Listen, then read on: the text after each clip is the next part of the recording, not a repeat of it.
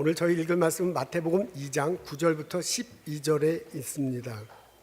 제가 읽겠습니다. 박사들이 왕의 말을 듣고 갈새 동방에서 보던 그 별이 문득 앞서 인도하여 가다가 악이 있는 곳 위에 머물러 서 있는지라. 그들이 별을 보고 매우 크게 기뻐하더라. 집에 돌아가 아기와 그의 어머니 마리아가 함께 있는 것을 보고 엎드려 아기께 경배하고 보배함을 열어 황금과 유향과 몰약을 예물로 드리니라. 그들은 꿈에 헤롯에게로 돌아가지 말라 지시함을 받아 다른 길로 고국에 돌아가니라. 아멘.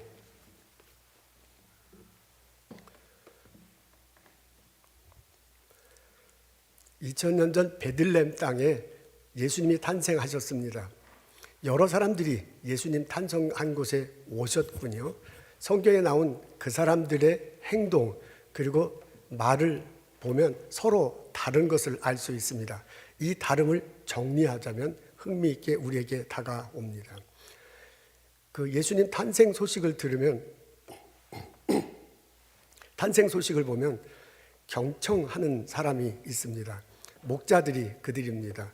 이 사람들이 양을 돌보고 있었는데요. 한밤중이 됐습니다. 천사가 나타났어요. 보라, 온 백성에게 미칠 크고 기쁜 좋은 소식을 너희에게 전한다. 다윗의 동네에 구주가 나셨으니 그리스도 주시다. 가서 너희가 보면 구유에 누인 아기를 볼 텐데 그게 너희 표징이다 라고 말을 합니다. 이 말을 듣고서 목자들이 그 베들레헴으로 갔어요. 성경에 보니까 달려갔다 적혀 있습니다. 말을 듣자마자 쏜살같이 간 거예요. 갔더니 정말 아기가 태어났고 강보에 누워서 구유에 누워 있군요. 그래서 천사가 말한 그대로 된 것이 너무너무 신기했습니다. 그 천사가 말한 얘기를 부모님에게 들려주고 자신은 돌아갔습니다. 그리고 돌아갈 땐 하나님께 영광 돌리고 찬양하며 돌아갔다고 적혀 있습니다. 그 뒤에 목자들이 무슨 일을 했을까? 성경을 뒤져보더니 별 내용이 나와 있지 않군요. 이분들이 천사로부터 얘기를 듣고 천사로부터 얘기를 잘 들었어요. 경청했어요. 그래서 실제로 베들레헴에 가서 아기가 태어난 걸 확인하고 돌아왔거든요. 근데 그 이후로 아무런 행동을 하지 않습니다. 위대한 예수님 탄생을 봤다면 뭔가 행동의 변화가 있을 텐데 바뀜이 있을 텐데 전혀 그런 내용은 나와 있지 않습니다. 이유는 이럴 거예요. 이 사람들이 예수님 만나고 난 다음에 뭔가 행동을 하긴 했는데 그게 미미해, 그게 별로 눈에 띄지 않아서 적혀 있지 않을 수도 있습니다. 혹은 이분들이 전혀 예전에 예수님 만난 후에 다른 변화가 없었기 때문에 안 나타날 수도 있습니다. 정확히는 모릅니다. 근데 제가 성경을 읽으면서 이 목자들은 예수님이 오셨다는 소리는 잘 들었지만 경청은 했지만 예수님 만나고는 별 변화가 없었기 때문에 이렇게 안 나오지 않았을까라고 그렇게 추측해 봅니다. 안타깝게도 우리와 같이 신앙생활하는 사람들 중에 이런 모습을 보이는 사람 있습니다. 예수님 말씀 잘 듣습니다. 경청하는 거예요. 우리 설교 시간에 설교 말씀 잘 듣죠? 너무너무 감사해요. 이게 제 설교를 이렇게 열심히 들어주셔서 설교 말씀 잘 들어요. 성경 공부에 열심히 참석해요. 암송을 하고 필기를 합니다. 그러니까 말씀에 굉장히 귀가 열려 있는 거야. 그런데 그 말씀을 잘 듣고 읽고 암송하고 난 후에 삶에는 별 변화가 없습니다. 말씀을 통해서 예수님을 만난 후와 그전은 큰 변화가 없는 모습을 볼 수 있습니다. 그런 신앙인들을 이 목자 속에서 발견합니다. 또 다른 모습이 보이는군요. 예수님 탄생 이야기 속에서 경배하는 사람을 볼 수 있습니다. 박사들이 바로 그런 사람들이에요. 이분들이 동방에서 왔다. 전행교에 하면은 페르시아 지역이다라고 그렇게 말하는 거예요. 동방에서 박사들이 왔어요. 그리고 예루살렘에 와서 왕을 만나고요. 유대인의 왕이 태어나는데 어디 있습니까? 라고 물어봅니다. 베들레헴이다 라는 소식을 듣고요. 이 사람들이 쏜살같이 베들레헴으로 가는군요. 동방에서부터 이끌어왔던 큰 별이 딱 멈춰서 있어요. 바로 이 집이구나. 들어갑니다. 아기 예수를 만납니다. 그리고 그분에게 경배해요. 그 예물을 드립니다. 그 이후로 동방 박사들이 자기 집으로 고향으로 돌아갔습니다. 그 이후에 동방박사들이 무슨 일이 있었을까, 어떤 행동을 했을까 성경을 뒤져봐도 전혀 다른 이야기는 나오지 않습니다. 이유는 그럴 거예요. 그분들이 예수님 만나고 난 다음에 뭔가를 하긴 했는데 그게 너무 미미해서 성경에 안 적혀져 있을 수도 있고요. 지금 제가 추측하는 대로 예수님 만나고 난 후에도 전혀 삶의 변화가 있고 뭔가 달라진 것이 없기 때문에 성경에 안 나타날 수도 있습니다. 저는 이게 사실 뭐 어떤 게 진실이냐 말할 수는 없지만 제가 이렇게 읽으면서 이분들은 예수님을 만났지만 전혀 변화가 없지 않았을까라고 이렇게 추측합니다. 이분들은 예수님을 만나고 자기들의 고향 땅으로 돌아갔을 뿐입니다. 안타깝게도 우리 신앙생활하는 중에서도요, 이런 신앙인들을 간혹 만날 수 있어요. 경배하는데 누구보다도 열심입니다. 찬양하는데 진심입니다. 악기 연주하며 그냥 이렇게 악기 연주하면서 참 기쁨을 느껴요. 그리고 예배할 때 온심을 다해서 하나님께 예배를 드립니다. 근데 예배 이후에 그 사람의 삶의 변화는 전혀 찾아볼 수 없습니다. 예배를 그렇게 열정적으로 드린 것과 후에 아무런 차이도 발견하지 못합니다. 이런 사람의 모습을, 이런 신앙의 모습을 이 목자들, 이 박사들 속에서 볼 수 있습니다. 또 다른 하나는 경계하는 사람입니다. 이 예수님 이야기를 읽다 보면 경계하는 사람을 볼 수 있어요. 헤롯 왕이 그 사람입니다. 어느 날 동방에서 박사들이 찾아왔네요. 그러면서 유대인의 왕이 태어났는데 어디 있습니까? 라고 물어봐요. 깜짝 놀라잖아요. 이게 무슨 헛소리야. 내가 유대인의 왕인데 무슨 왕이 또 태어났다는 얘기인가? 얘기를 자총지종을 들어보니까요. 이거 자기가 가만히 있으면 안 될 것 같아. 잘못하면 자기 자리가 위협을 느끼죠. 권력을 뺏길지도 몰라요. 재력을 잃고 명예도 놓칠 수가 있습니다. 상당히 두려워했을 것 같아. 그래서요, 그 두려움을 숨기고 웃으면서 말했을 것 같죠. 그래, 네 말을 들어보니까 그리고 신하들한테 얘기를 들어보니까 베들레헴에서 태어난다더라 하면서 알려줘요. 그리고 얘기하잖아요. 너희들이 바라는 그 사람을 만나거든 나한테도 알려줘라. 나도 그 사람한테 경배하겠다라고 말합니다. 겉으로는 이제 경배하겠다고 말해요. 그렇지만 속으로는 상당히 경계하는 거지요. 이 사람이 나중에 박사들이요, 왕께 되돌아와야 되는데 왕께 안 되돌아왔어요. 그 홀라당 자기 고향 땅으로 돌아가는데요. 그래서 이 헤롯 왕이 열받아서 군인들을 보내잖아요. 그때 태어난 아기들을 다 잡아서 죽입니다. 이런 이야기가 성경에 나와 있습니다. 생각해보면 우리 신앙생활 하는 면에도요, 이런 타입의 신앙인들을 아주 가끔 봅니다. 근데 이런 타입의 신앙인들은 처음에는 이렇게 경계하는 태도가 아니에요. 처음에는 어떻게 되냐면 제가 이제 경자를 맞추기 위해서 경영한다고 그러는데 내용은 이런 것입니다. 우리 한국 사람들은 예수님을 믿을 때 복 받기를 상당히 원합니다. 하나님이 내게 은혜를 주시고 복 주시기를 참 원하고 기도합니다. 건강했으면 좋겠어요. 자녀가 잘 됐으면 좋겠어요. 재물의 복을 누렸으면 참 좋겠습니다. 그래서 그 복 받기를 원하고 하나님께 기도해요. 근데 이것도 가만히 생각해 보면 내가 복을 받는 거지요. 이걸 다른 말로 하면 나 중심으로 예수님과의 관계를 형성하는 거야. 내가 원할 때 예수님이 복을 줘야 돼. 내가 원하는 방식으로 나를 축복해야 돼. 내가 원하는 때에 원하는 시간으로 해야 돼. 그러니까 복을 자꾸 받고 기도하는 게 나 중심이죠. 내 마음대로 예수님을 모시는 거지 예수님 마음대로 내가 신앙생활하는 게 아니에요. 이런 모습 우리들에게 있을 수 있습니다. 이런 것을 다른 말로 표현하자면 내 마음대로 신앙생활하는 거고요. 내 원하는 대로 바라는 거지요. 내가 예수님을 매니지하는 거야. 내가 예수님을 경영하는 거예요. 그렇게 신앙생활 할 수도 있습니다. 그래서 하나님께서 내게 복을 주시면 너무너무 기뻐. 예수 믿고 신앙생활하는 게 너무너무 좋아. 근데 항상 그런 일이 벌어지는 건 아니잖아요. 그렇게 해서 축복이 내게 임하지 않을 때 실망합니다. 좌절합니다. 교회 다닐 필요 없는 것 같아. 예수 믿을 필요 없는 것 같아. 그래서 교회에서 멀어지고 예수님에게 멀어집니다. 나중에 누가 교회 가자 그러면 그거 갈 필요 없다고 그러고요. 오히려 예수 믿는 사람은 거리를 두고 경계하게 됩니다. 그러니까 내가 경계 전에 경영한다. 이게 경자를 맞추기 위해서 표를 이렇게 했는데 무슨 말인지는 알겠죠. 예수님에게 계속 복을 받길 원하다 안 될 때 예수님으로 멀어지는 사람들, 그런 신앙생활을 하시는 분을 아주 간혹 만날 수 있습니다. 아마 헤롯 대왕이 그런 모습이 아닐까라고 생각해요. 그래서 헤롯 왕의 모습 속에서 이렇게 경영하다가 예수님을 내 마음대로 몰다가 나중에 예수님을 경계하게 변하는 사람을 볼 수 있습니다. 네 번째, 예수님 탄생 이야기를 읽다 보면 경험하는 사람을 만날 수 있습니다. 알타반이라는 사람입니다. 이 사람은 성경에 나와 있지 않습니다. 기독교 전통의 전설로 내려오는 인물 중에 하나입니다.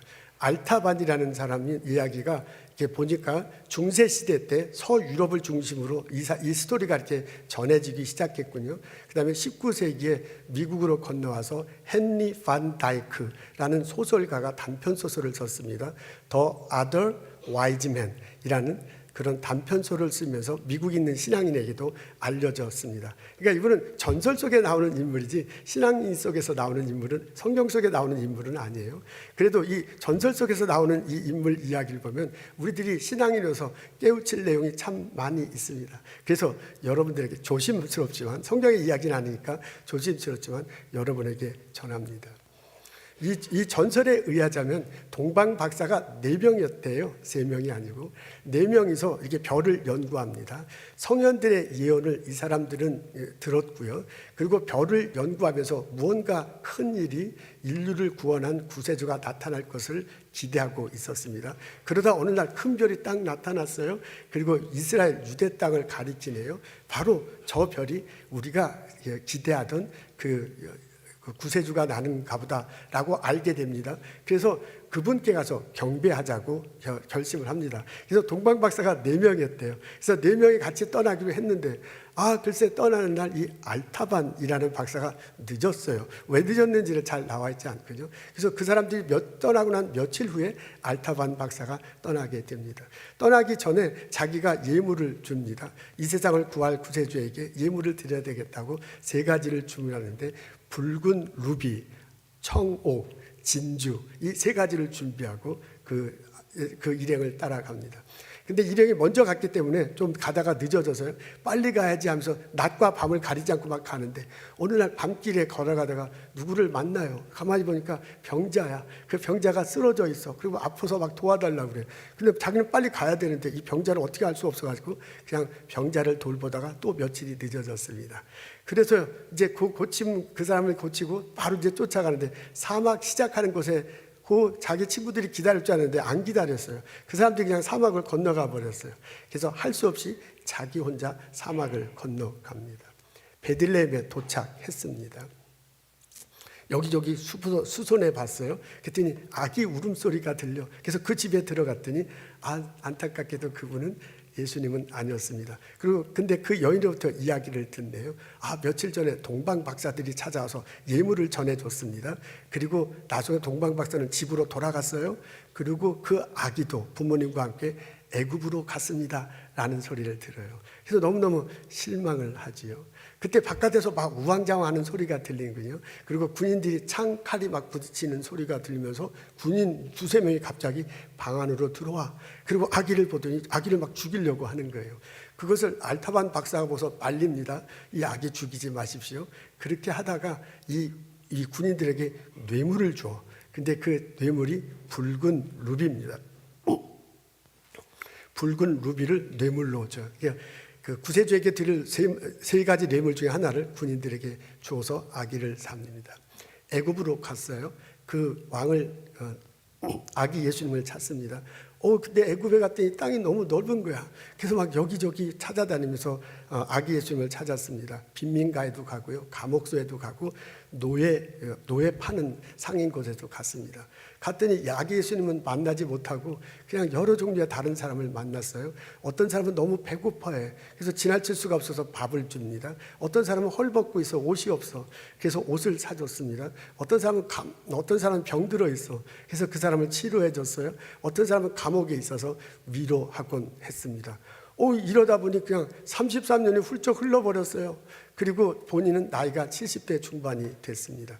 그렇게 33년을 예수님을 찾다 보니까 돈이 이제 부족한 거예요.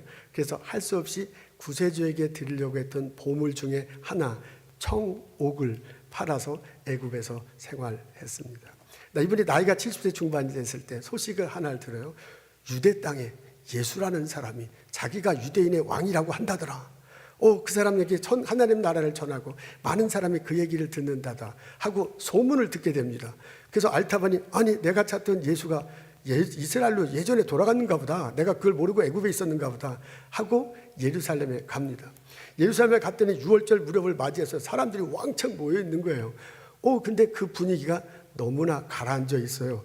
그래서 옆에 있는 사람에게 묻잖아요. 아니, 사람들이 이렇게 많이 모였는데 왜 이렇게 분위기가 이렇게 가라앉고 어수선합니까? 그랬더니 그 사람이 얘기하네요. 나한테 끌려가는 거예요. 그러면서 자기 살려달래. 여기서 끌려가면 노예 생활하다 죽습니다. 그러니까 노예로 끌려가는 거예요. 그러면서 자기를 도와달라고 합니다. 근데 이거 도와줄 게 아니라 나는 지금 저 예수라는 사람이 십자가 달리는 걸 그걸 봐야 되는데 하고 가려는데 자꾸 살려달라고 그래요. 그래서 할 수 없이 어떻게 하면 되니까 보니까 돈을 달라는 거예요. 그래서 자기가 마지막으로 갚은 게 진주인데 이걸 진주를 주면 이 아가씨를 구할 수 있을 것 같아요. 근데 이 진주, 자기가 구세주를 만나면 드리려고 33년 전에 준비한 3개 중에 마지막 남은 거거든요. 이것마저 줄이면 이제 구세주 만나서 이게 드릴 게 없는 거야. 그래서 굉장히 막 방황하다가 할 수 없이 그 진주를 주고 아가씨를 구해냅니다.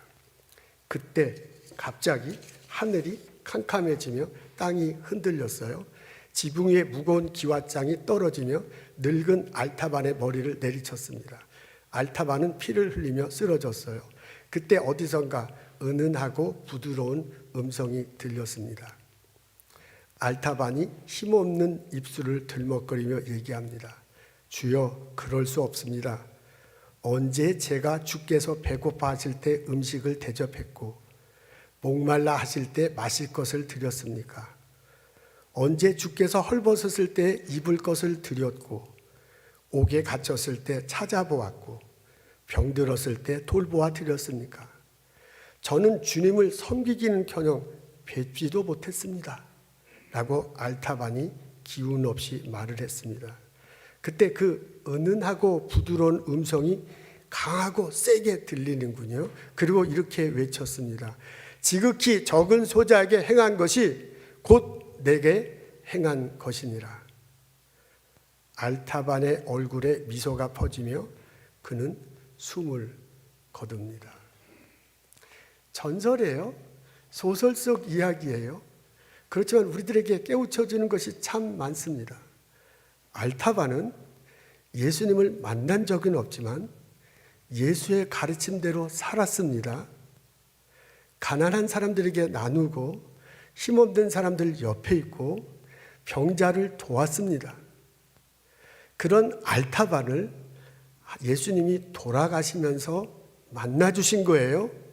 영으로 알타반에게 임하고 격려하고 그와 함께 생을 마감하셨습니다. 알타반은 예수님을 경험한 사람입니다. 여러분, 우리 지금 예수님 탄생 시기를 지나고 있습니다. 성탄절 즈음에 들려오는 이런 이야기 저런 이야기 있어요. 그런 이야기 속에 등장하는 인물들을 지금 제가 한 것처럼 이렇게 분류해 보면 4가지 타입의 사람을 볼 수 있습니다. 그리고 우리 신앙인들도 똑같은 그런 모습이 보여요. 목자들의 삶을 통해서 경청만 하는 사람을 만날 수 있습니다. 우리 신앙인 중에서도 그런 사람 있을 수 있습니다. 동방 박사들 통해서요, 경배하는 모습을 볼 수 있습니다. 우리 신앙인들 중에서도 경배는 참 잘해, 찬양 열심히 해. 근데 신앙 삶 속에 변화없는 사람을 볼 수도 있습니다. 여러분, 헤롯 왕의 모습, 대왕이 아니에요. 헤롯 왕의 모습에서 경계하는 사람을 볼 수 있어요. 때로 우리는 하나님께 예수님에게 복을 구하다가 그렇게 내 마음대로 막 경영하다가 안 되면 예수님을 떠나고 경계하는 그런 신앙생활을 하는 사람도 있습니다. 그런 내 모습이 이 안에 볼 수 있습니다. 그리고 또한 감사하게도 경험하는 거지요. 예수님의 말씀을 듣고요, 예수님의 가르침대로 살아가는 거야. 그래서 삶 속에서 예수님을 경험하는 모습을 알타반 통해서 볼 수 있습니다. 그런 신앙인을 또한 우리들도 만날 수 있습니다. 여러분 어떻습니까? 이렇게 4가지 타입으로 분류한다면 나의 행동은, 나의 말은, 신앙인으로서 나는, 예수님을 만났다고 하는 나는 이 중에서 어떤 모습으로 신앙생활 하고 있습니까?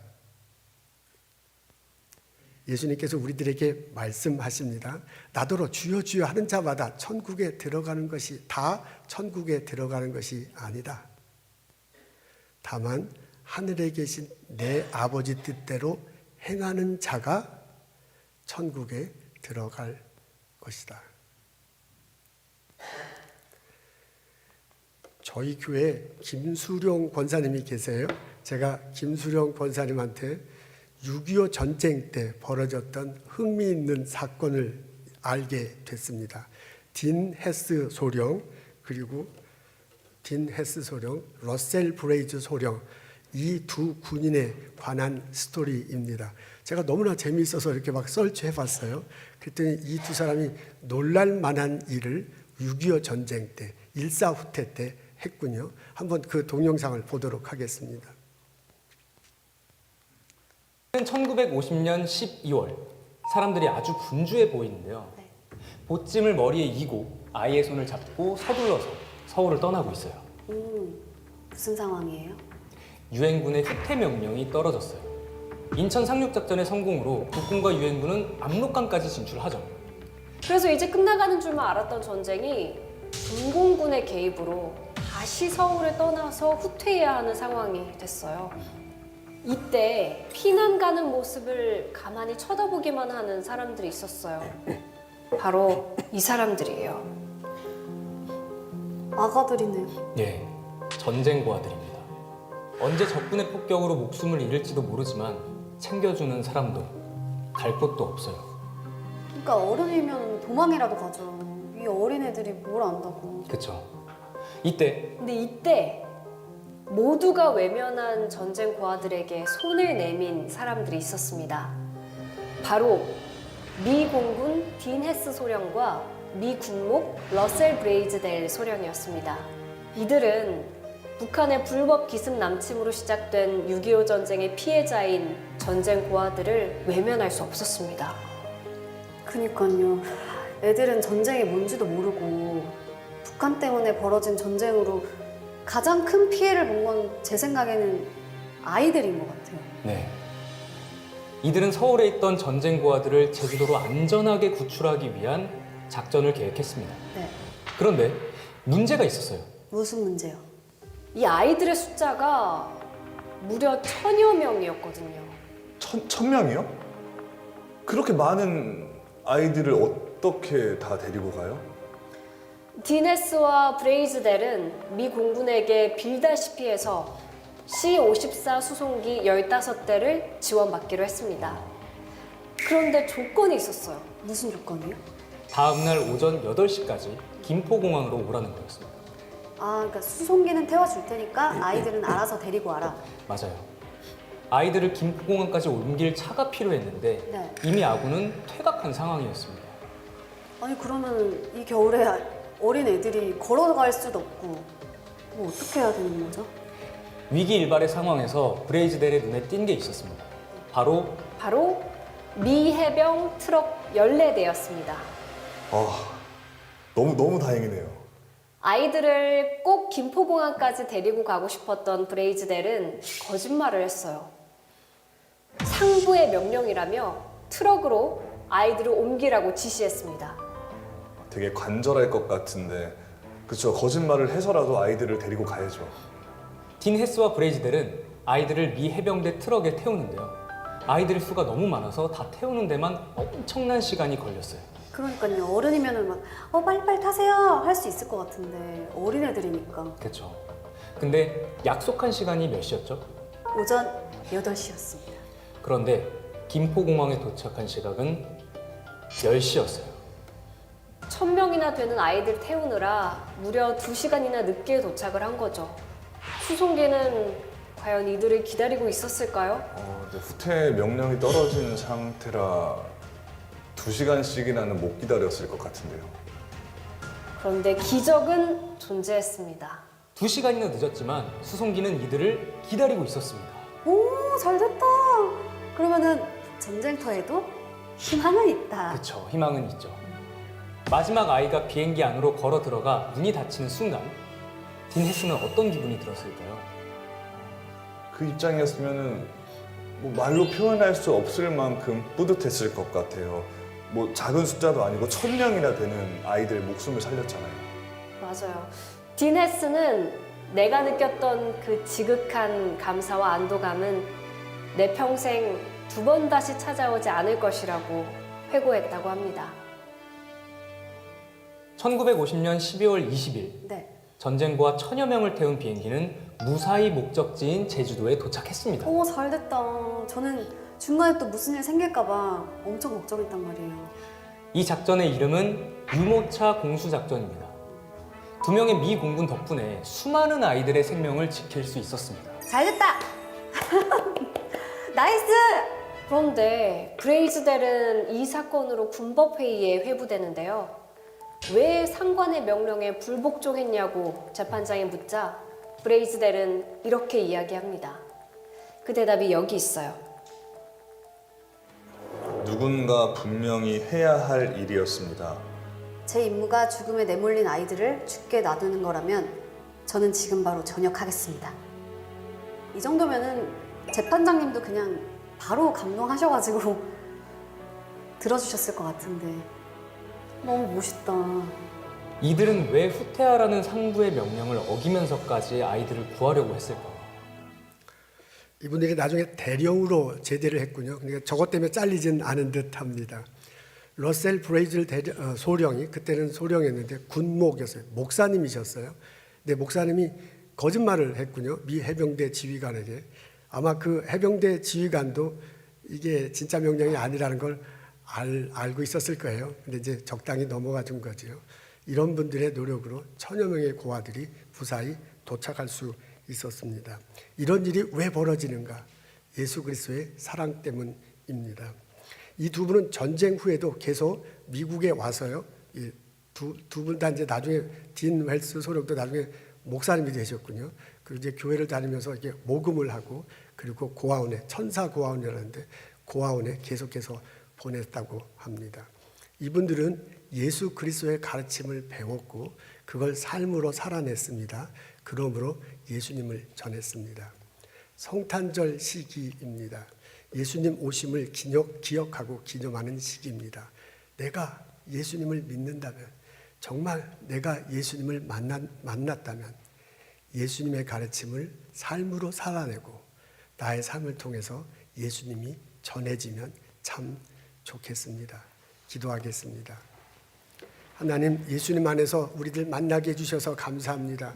함께 찬양드리고 가르침을 배울 수 있어서 참 감사합니다. 우리들 삶 속에서 그리스도를 드러내고 그리스도의 가르침대로 살면서 예수님의 향기를 낼 수 있도록 도와주시옵소서. 대한민국을 위해서 수고한 많은 영혼들 기억하시고 보내주신 손길들 기억하시고 그 후손들과 그 나라에 큰 축복을 더하여 주옵소서. 이 시간도 예수 그리스도임으로써 전 세계에 흩어져서 전 세계 모든 사람들 위해서 애쓰는 선교사님들 있습니다. 혹은 군인들 여러 다른 모습으로 섬기는 사람들 있습니다. 그분들에게도 큰 은혜를 더하여 주옵소서. 이번 성탄절에 그리스도가 더 전해지고 평화로운 나라가 될 수 있도록 세계가 될 수 있도록 인도하옵소서. 예수님 이름으로 기도합니다. 아멘.